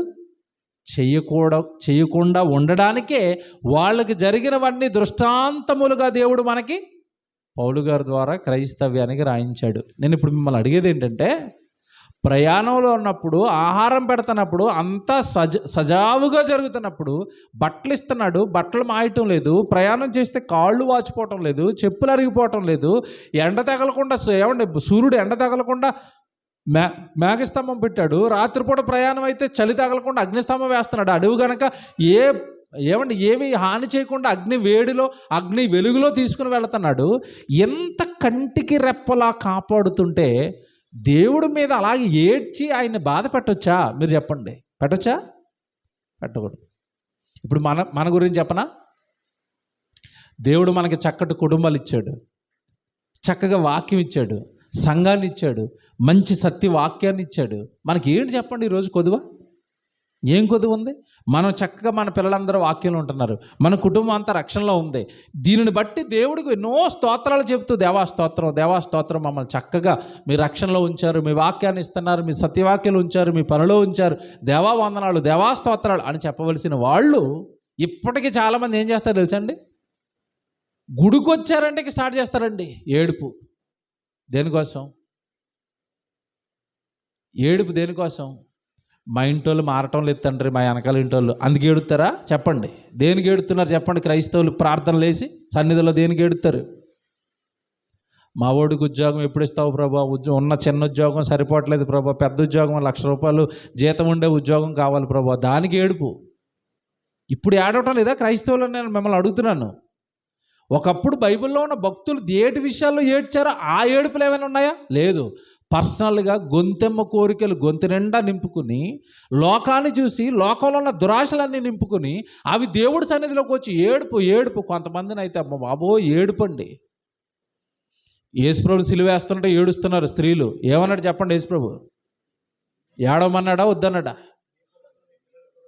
నా గురించి ఏడమన్నాడా? దేని గురించి ఏడమన్నాడు? మీ గురించి, మీ పిల్లల గురించి, రక్షణ గురించి ఆడవండి. మీరు దేవుళ్ళో సరిగా లేరని ఆడవండి. అంటే ఈరోజు క్రైస్తవులు దేవుడి దగ్గరకు వచ్చి బాప్తిసం పొందారు, వాక్యం వింటున్నారు, సంఘము సన్నిధి అన్నీ బాగున్నా లోక సంబంధమైన వాటి కోసం ఏడవటం లేదా ఇప్పటికీ? అంటే ఒకనాడు ఇశ్రాయేలులు లోక సంబంధమైనవి, వాళ్ళ శరీర సంబంధమైనవి కోరి ఏడ్చి దేవుడిని ఎలాగైతే బాధ పెట్టారో, దేవుడి ఇష్టాలేంటో తెలుసుకోకుండా క్రీస్తులోనికి వచ్చిన తర్వాత కూడా లోక సంబంధమైన వాటి కోసం ఏడ్చి దేవుడికి ఇప్పటికీ బాధ పెడుతున్నారండి చాలామంది. ఇప్పటికీ బాధ పెడుతున్నారు. యేసుప్రభు అంటున్నాడు, మేము ఏం తినాలి, ఏం త్రాగాలి, ఏం ధరించుకోవాలి అని చింతలోకి వెళ్ళిపోతున్న వాళ్ళందరి గురించి ఏమన్నాడు? ఒకసారి ఆకాశ పక్షులని చూడండి, అవి విత్తవు, కోయవు, కొట్లలో కూర్చుకొనవు, అయినను పరలోకపు తండ్రి వాటిని ఏం చేస్తున్నాడు? పోషిస్తున్నాడు. మీరు వాటికంటే బహుశ్రేష్ఠులు కారా? మిమ్మల్ని పెంచడా, మిమ్మల్ని పోషించడా అన్నాడు. మరి దేవుడు పెంచుతాను, పోషిస్తాను, వాక్యం ఇచ్చాడు, ప్రభువుని ఇచ్చాడు, రక్షణ ఇచ్చాడు, రక్తం ఇచ్చాడు, శరీరం ఇచ్చాడు, వాక్యం ఇచ్చాడు, నీకు రక్షణ ఇచ్చేసాడు, ఇంకేం కావాలి? నువ్వు దేనికి చింత? లోకం కోసమా? లోకంలో ఉన్న వాటి కోసమా? కనుక వాళ్ళు దేవుడి ఇష్టాన్ని తెలుసుకోకుండా, దేవుడు మదిలో ఏముందో తెలుసుకోకుండా ఏడ్చారు. దేవుని చేత ఏమైపోయారట? సంహరింపబడిరి. కనుక దేవుణ్ణి ఏది అడగాలో కూడా ముందు మనం తెలుసుకుని అడగాలి. తెలిసి చాలామందికి ప్రార్థనలో దేవుణ్ణి ఏం అడగాలో కూడా తెలియదు, ఎలా అడగాలో కూడా తెలియదు, ఏది చేయాలో కూడా తెలియదు. యోహాను గారు రాసిన మొదటి పత్రిక మీకు మాట చూపిస్తాను. ప్రార్థన ఎటు పడితే అది చేసేసి ఏది పడితే అది అడిగేస్తే దేవుడు మీ మీద కోపగించుకునే అవకాశం ఉంది. వాని ప్రార్థన పాపమగును గాక అంటాడు బైబిల్లో. ప్రార్థన కూడా పాపం అవుతుంది. ఎప్పుడో తెలుసా? నువ్వు ప్రార్థన చేసేటప్పుడు నీకు ఉండవలసిన కనీస కామన్ సెన్స్ ఏంటో తెలుసా? యోహాను గారు రాసిన మొదటి పత్రిక, మీరు ఒక మంచి మాట చూపిస్తాను. 22వ వచనం, 3వ అధ్యాయము 22వ వచనం. అందరు తీసుకోండి. ఇది యోహాను గారు రాసిన మొదటి పత్రిక 3వ అధ్యాయము 22వ వచనం. మరియు మనము ఆయన ఆజ్ఞలను గైకొనుచు ఆయన దృష్టికి ఇష్టమైనవి, అది అండర్లైన్ చేసుకోండి, ఆయన దృష్టికి ఇష్టమైనవి చేయుచున్నాము గనుక మనమేమి నువ్వేం చేయాలట భూమి మీద? ఎవరికి ఇష్టమైనవి చేయాలట? ఆయనకి ఇష్టమైనవి చేస్తున్నావా? ఆయన ఇష్టాలు నెరవేరుస్తావా? ఎంత బాగా రాస్తున్నాడు చూడండి. ఆయనకి ఇష్టమైనవి మనము చేయుచున్నాము గనుక మనం ఏమి అడిగినను అది ఆయన వలన మనకు దొరుకును. నువ్వు అడిగిన ప్రార్థన దేవుడు నెరవేర్చాలి అంటే ముందు నువ్వేం చేయాలట? ఆయనకి ఇష్టమైనవి నెరవేర్చు. ఎవడు మీకు మాట అడుగుతాను. మొదట్లో నేను చదివించిన మాట, ఈయనే నా ప్రియ కుమారుడు, ఈయన యందు నేను ఆనందించుచున్నాను. ఎవరి గురించి అన్నాడు? యేసుప్రభు గురించి. ఇప్పుడు యేసుప్రభు అడిగిన ప్రతిదీ భూమి మీద దేవుడు చేశాడా లేదా? మీరు బాగా ఆలోచించండి. చేశాడా? తండ్రి, ఈ కుంటివాడికి కాళ్ళు రావాలి, వచ్చాయా? వచ్చాయి. ఈ గుడ్డివాడికి కళ్ళు రావాలి, వచ్చాయా? వచ్చాయి. చచ్చిపోయాడు తండ్రి లాజరు, ప్రార్థన చేస్తున్నాను, ఒకసారి లాజర్ను లేపు. లేపాడా? 4 రోజులు అయిపోయిందట చచ్చిపోయి లాజరు. అందరూ ఏడుతున్నారు, కుళ్ళిపోయాడు, చచ్చిపోయాడని. యేసుప్రభు వచ్చి ఏమన్నాడు? లాజరు రా బయటికి. వచ్చాడా? వచ్చాడు. నేను ఇవన్నీ మీకు ఎందుకు జ్ఞాపకం చేస్తున్నానంటే, యేసుక్రీస్తుల వారు భూమి మీద దేవుడు అడిగిన ప్రతిదీ ఆయనకి ఇస్తున్నాడు అంటే, ఎందుకు ఇచ్చాడు అంటే ఇక్కడ ఒక రీజన్ ఉంది.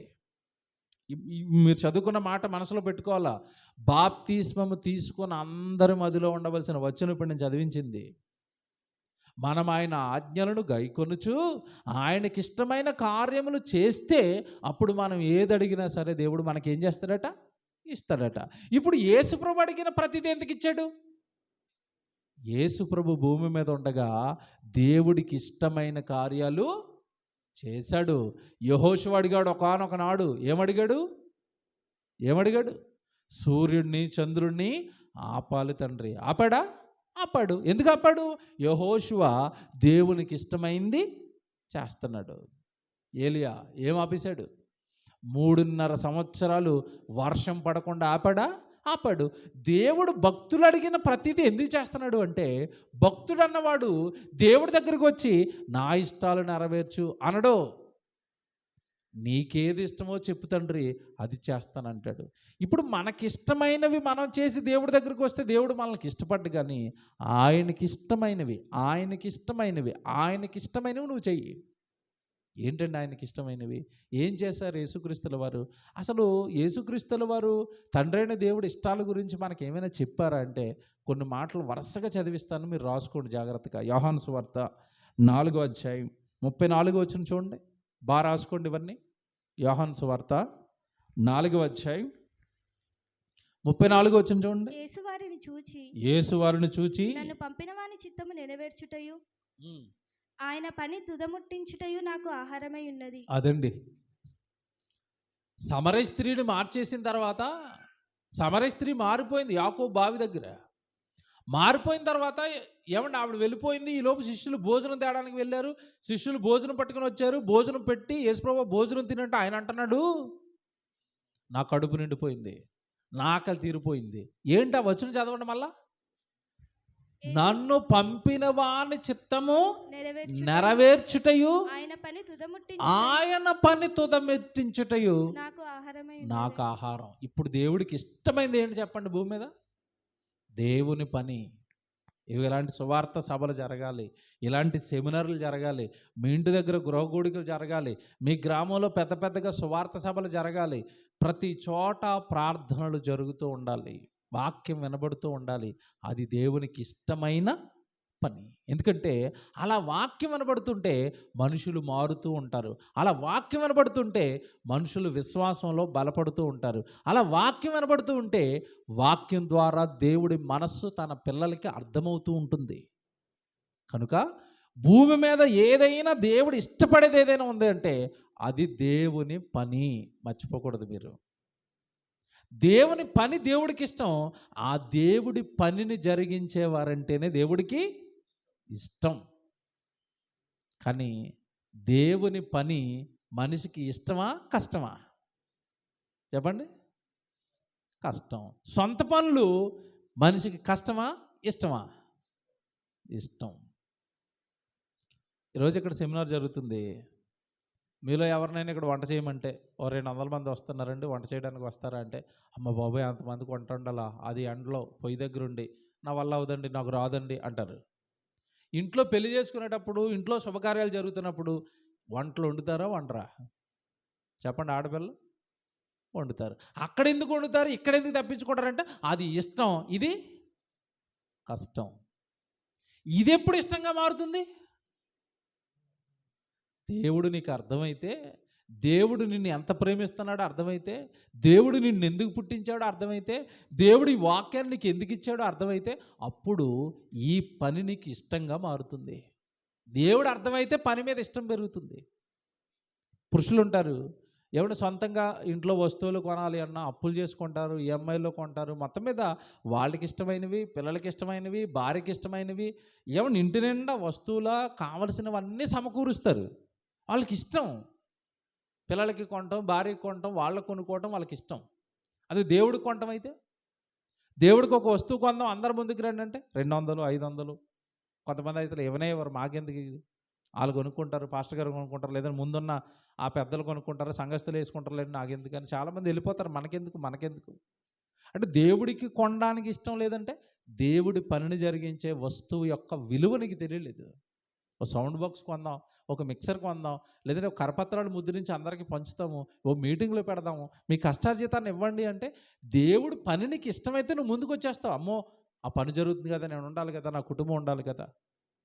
చూసారా, నీకు కొనుక్కోవటం పైన ఉన్నంత ఇష్టం దేవుడికి వస్తువులు కొనటమో, దేవుడికి నీ ఆర్థిక సహాయాన్ని ఇవ్వటంలోనో నువ్వు ఇష్టపడటం లేదు అంటే నీకు ఇంకా దేవుడు సరిగా అర్థం కాలేదు.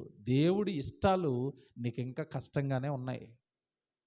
యేసుక్రీస్తు అంటున్నారు, ఆయన చిత్తం నెరవేర్చుటే నాకు ఇష్టం, నా తండ్రికి ఇష్టమైనవి చేయటమే నాకు ఇష్టం. ఎందుకంటే నా తండ్రి అంటే నాకు చాలా ఇష్టం. ఆయన నా కొరకు ఏం చేశాడో నాకు తెలుసు, ఆయన ఎంత ప్రేమిస్తున్నాడో నాకు తెలుసు, ఈ నశించిపోతున్న ఈ సమాజం పట్ల ఎంత బాధ కలిగి ఉన్నాడో నాకు తెలుసు.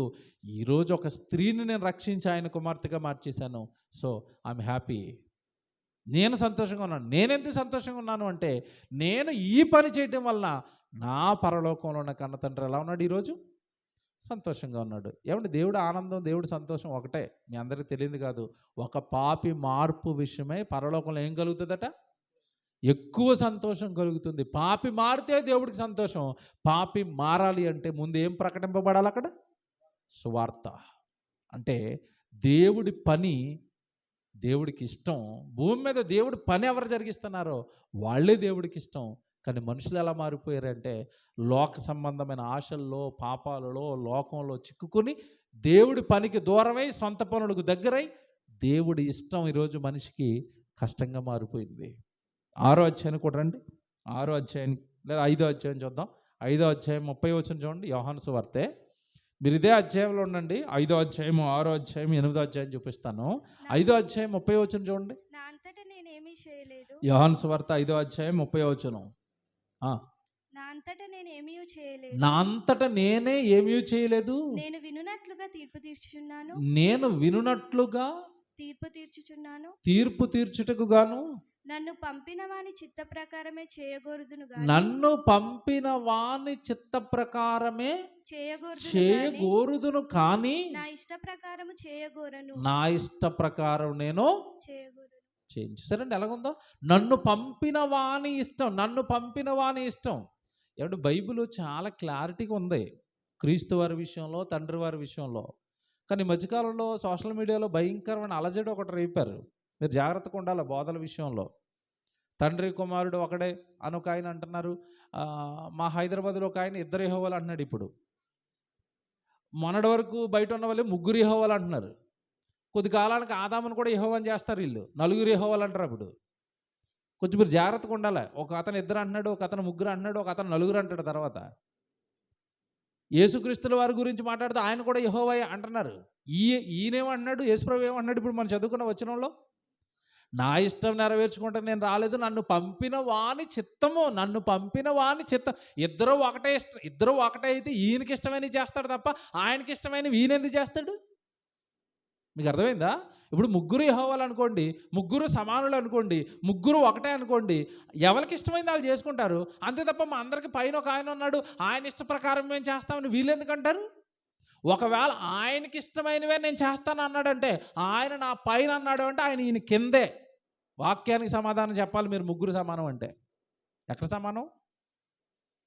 తండ్రి ఎప్పుడైనా కొడుకు అవుతాడా? కొడుకు ఎప్పుడైనా తండ్రి అవుతాడా? మీరు చెప్పండి. తండ్రి తండ్రే, కొడుకు కొడుకే. అలాగని అప్పుడప్పుడు తండ్రికి ఇష్టమైనప్పుడు రారా కొడుకా అని ఒళ్ళో కూర్చోబెట్టుకుంటాడు. ఒళ్ళో కూర్చోబెట్టుకున్నాడు కనుక ఇద్దరు ఒకటే అన్నారనుకోండి, నీకంటే బుర్రలేనాడు ఎవడుంటాడు ఇక? ఇప్పుడు ఒక్కొక్కసారి ముద్దొచ్చేస్తాడండి కొడుకు. ముద్దొచ్చినప్పుడు ఏం చేస్తాం చెప్పండి పిల్లలు? మనం ఎత్తుకుని చంకన వేసుకుంటారు. చిన్నోడైతే ఇంకా కొంచెం బాగా పెద్దోడైపోయాడు అనుకో, ఎత్తుకోలేక ఎక్కడ కూర్చోబెట్టుకుంటాం? ఈ తొడ మీద కూర్చోబెట్టుకుంటాం. అదిగో వాళ్ళిద్దరూ సింహాసనం మీద కూర్చున్నారు, వాళ్ళిద్దరూ ఒకటే అన్నాడు అనుకోండి, వీడికి స్క్రూ లూజ్ అని అర్థం. కొడుకును కూర్చోబెట్టుకున్నంత మాత్రాన సమానం అయిపోతాడు ఆ తండ్రి కొడుకు. ఇప్పుడు ఇదే లాజిక్. ఇద్దరు సింహాసనం మీద కూర్చున్నారు, ఇద్దరు పరలోకంలో ఉన్నారు కనుక ఇద్దరు సమానం అంటే నీకు బుర్ర పని చేయట్లేదు అన్నాడు యేసుప్రభు. నేను కాదు, యేసుప్రభు అంటున్నాడు. నన్ను పంపిన వాని చిత్తము, నన్ను పంపిన వాని ఇష్టం. నన్ను ఒక ఆయన పంపాడు, ఆయనకి ఇష్టమైనవి నేను చేస్తాను, నా ఓన్గా నేను ఏం చేయను. 6వ అధ్యాయానికి రండి. 6వ అధ్యాయం 38, 39, 40 చూడండి. యోహాను సువార్త 6వ అధ్యాయం 38, 39, 40. నా ఇష్టమును నెరవేర్చుకొనుటకు నేను రాలేదు. నా ఇష్టము నెరవేర్చుకొనుటకు నేను రాలేదు. ఇద్దరు సమానమైతే ఈయనకి ఇష్టమైంది వీని చేయాలి కదా.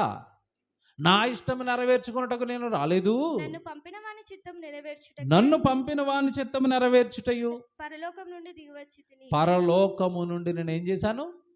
దిగి వచ్చాను. ఎక్కడి నుంచి వచ్చాడట? పరలోకం నుండి వచ్చాడు. బాగా వినాలి ఇది. తర్వాత మాట చదువమ్మా. ఆయన నాకు అనుగ్రహించిన దాని అంతటిలో. ఆయన ఆయన ఆయన అనగా తండ్రి నాకు అనుగ్రహించాడు. అవి పట్టుకోవాలా? బాగా చదువుదాం. ఆయన నాకు అనుగ్రహించిన దాని అంతటిలో.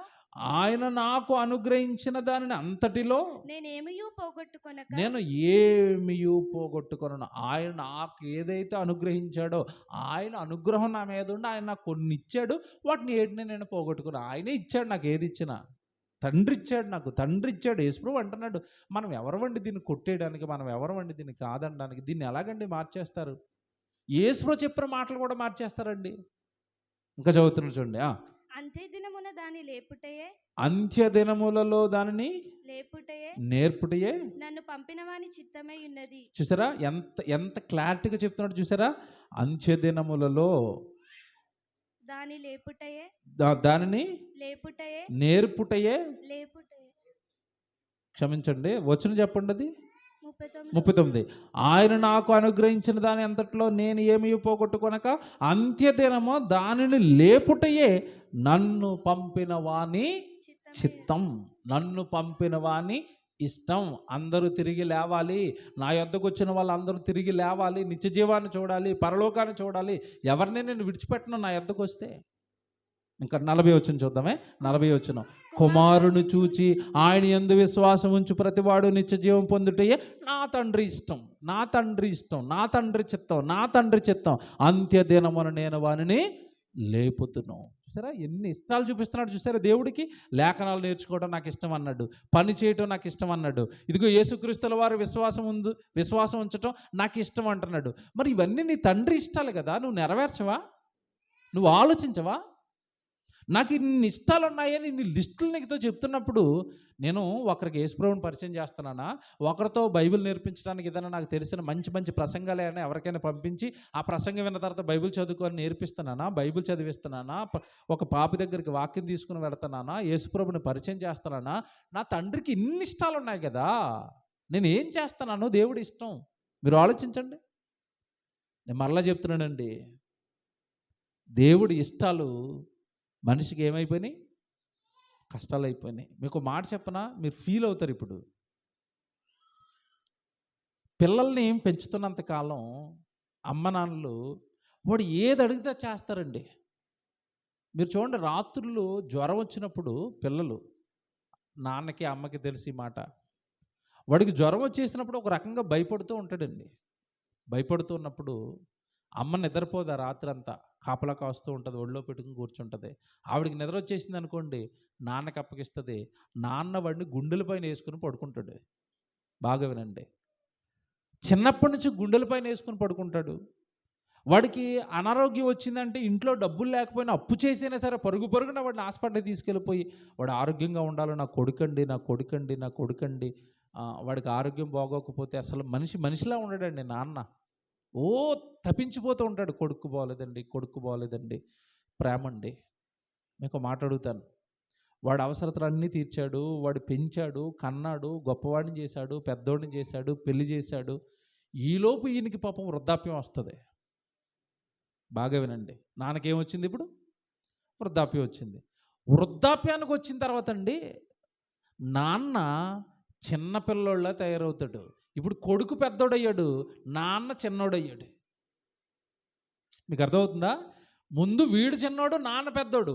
నాన్న పెద్దోడు కాబట్టి చిన్నోడికి సంబంధించినవన్నీ నెరవేర్చాడు, తీర్చాడు, పెద్దోడిని చేశాడు. ఇప్పుడు ముసలైపోయాడు అంటే అర్థం ఏంటో తెలుసా? చిన్నపిల్లోడికి ముసలోళ్ళకి ఏమైనా తేడా ఉంటుందండి? చిన్నపిల్లోడిని చెయ్యట్టుకుని నడిపించాలి, ముసలోళ్ళని చేపట్టుకుని నడిపించాలి. వాళ్ళకి నోట్లో పెట్టి తినిపించాలి, వీళ్ళకి చేతులు ఏమైనా కష్టంగా ఉంటే వీళ్ళకి నోట్లో పెట్టి తినిపించాలి. మీకు విషయం అడుగుతాను, నాన్న కొడుకుని చిన్నప్పటి నుంచి పెంచుతాడు, ఇష్టాలన్నీ నెరవేరుస్తాడు. కానీ నాన్న వృద్ధాప్యానికి వచ్చిన తర్వాత ఏదైనా అడిగితే కొడుకు ఎలాగుంటుంది? విసుక్కుంటాడు. ముసలోడు నీకేం పని లేదా అంటాడు. ఒరే, ఆ ముసలి ప్రాణం ఏం కోరుకుంటుంది? మిమ్మల్ని కళ్ళారా చూస్తూ మీ ఇంటి ముందు ఉండాలి, మీ కళ్ళ ముందు ఉండాలి, మీరు నాకు ఏదైనా చిన్న చిన్న నాకు ఏమన్నా ఆ ముసలి ప్రాణం ఏం తింటుందండి? ఏం తింటుంది? ఏవో చిన్న చిన్నవి అడుగుతారండి వాళ్ళు. నాకు ఆ పండు తినాలని ఉంది, ఏదో ఇది అది తిన్నా కూడా వాళ్ళకి అరగదు పాపం.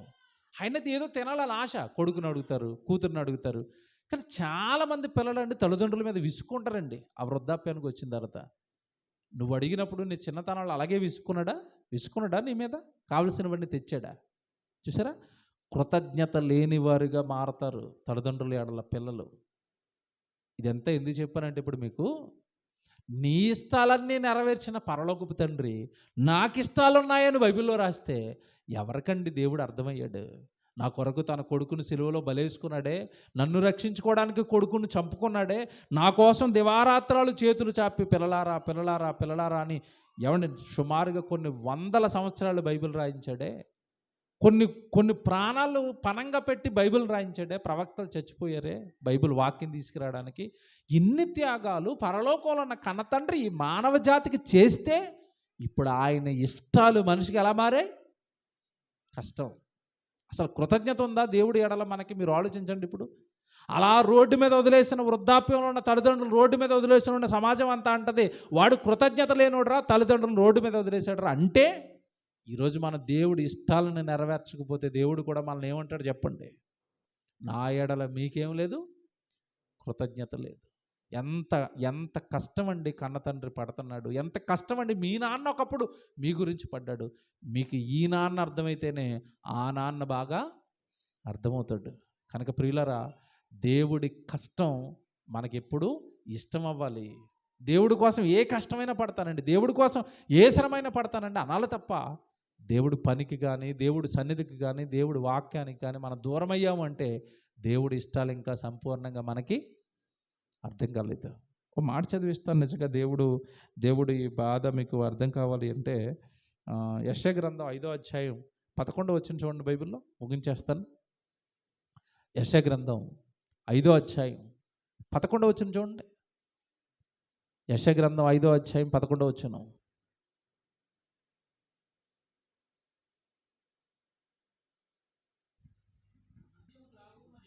మద్యము త్రాగుదమని. చూసారా, మనిషి ఏమి త్రాగడానికి లేచిపోయాడట? తెల్లవారి మద్యము తాగడానికి వేకువన, తెల్లవారుజామున లేచిపోయి వేకువన లేచి ద్రాక్షారసము తమకు మంట పుట్టించే వరకు, చాలా రాత్రి వరకు పానము చేయవారికి శ్రమ, కష్టం. వారు సితారా, స్వరమండలము, తంబుర, సన్నాయులను వాయించుచు, ద్రాక్షారసము త్రాగుచు విందులు చేయిస్తారు. కానీ యెహోవా పని యోచింపరట. ఏం రాసిరండి? వాళ్ళకి త్రాగుడు కావాలట, తిండి కావాలట, విందులు కావాలట, వినోదాలు కావాలట, ఇన్స్ట్రుమెంట్లు మ్యూజిక్ కావాలట, ఆటలు కావాలట, పాటలు కావాలట, సినిమాలు కావాలట, బర్త్డే పార్టీలు కావాలట, మ్యారేజ్ విందులు కావాలట. కానీ ఏముండదట? ఏం చేయరట? యెహోవా పని. అంటే అవన్నీ మాకు ఇష్టం, యెహోవా పని మాత్రం మాకు కష్టం. చూసారా చూసారండి ఎలా మారిపోయాడు మనిషి. నువ్వు తినడానికి పుట్టావా, త్రాగడానికి పుట్టావా, లోకంలో ఉన్నవన్నీ అనుభవించడానికి పుట్టావా? నిన్ను పుట్టించిన మీ నాన్న నీ పరలోకపు తండ్రి ఇష్టాలు నెరవేర్చడానికి పుట్టావా? యేసుప్రభు చూడండి ఎంత బాగున్నాడు. అందుకే ఆయన గురించి అన్న మాట స్టార్టింగ్లో నేను చదివించిన మాట, మొట్టమొదటి మాట నేను చదివించిన మాట, ఈయనే నా ప్రియకుమారుడు, ఈయన యందు నేను. కారణం ఏంటి? ఆయన అన్నీ నాకు ఇష్టమైనవే చేస్తాడు కనుక ఆయన అంటే నాకు ఆనందం. ఈరోజు మనం మనకిష్టమైనవన్నీ చేసుకుంటాం కనుక దేవుడు అంటున్నాడు, వారిలో ఎక్కువ మంది నాకు ఇష్టలుగా లేరు. కనుక మీరు ఆలోచించుకోండి, మీరు దేవుడికి ఇష్టమైనవి చేస్తున్నారా? ఈ సెమినార్లు ఇంకా బాగా పెట్టండి, సభలు ఇంకా బాగా పెట్టండి, మీ గృహకూడికలు పెట్టండి. ఇదిగో వేదిక మీద ఉన్న సేవకుల్ని మీ గ్రామాలకి, మీ కుటుంబాలకి తీసుకుని వెళ్ళండి, స్వార్థ ప్రబలం చేయండి. లోకం కోసం బ్రతికింది చాలు, లోకంలో ఉన్న వాటి కోసం బ్రతికింది చాలు. నువ్వు లోకం కోసం ఎంత బ్రతికినా, లోకంలో ఉన్న మనుషులు, లోకంలో నువ్వు ఏదైతే నమ్మావో, ఉద్యోగమో, వ్యాపారమో, చదువో, డబ్బో, ఇల్లులో, పొలాలో, ఆస్తులో, నిర్దాక్షిణంగా నిన్ను ఒకరోజు విడిచిపెడతాయి. అవన్నీ వాటన్నిటిని నువ్వు విడిచిపెట్టి వెళ్ళిపోవాలి. ఏది నీతో రాదు. నీతో పాటు వచ్చేది కేవలం దేవుని పని. చివరిలో దేవుడు రాయించిన మాట ఏంటో తెలుసా? ప్రకటన గ్రంథంలో, వాని క్రియలు వాని వెంట పోవును అంటాడు. నీకు పరలోకాన్ని ఇచ్చేది, దేవుడి మదిలో నీకు స్థానాన్ని ఇచ్చేది, నీకు స్వర్గాన్ని ఇచ్చేది, నీకు నిత్యజీవాన్ని ఇచ్చేది లోకంలో నువ్వు చేసుకునే పనులు కాదు. నీ వెంట అవేవి రావు. అన్ని భూమి మీదే విడిచిపెట్టి వెళ్ళిపోవాలి నువ్వు. ఇల్లు, పొలం, ఆస్తులు, డబ్బు, మనుషులు అందరూ నిన్ను సాగనంపుతారు తప్ప శ్మశానానికి ఏది నీ వెంట రాదు. ఒంటరిగా పంపిస్తారు అందరూ. కానీ నీ వెంట వచ్చేవేంటో తెలుసా? చూపిస్తాను. ప్రకటన గ్రంథం తీయండి. 14వ అధ్యాయం 13వ వచనం అనుకుంటూ చూడండి. ప్రకటన గ్రంథం 14వ అధ్యాయము 13వ వచనం.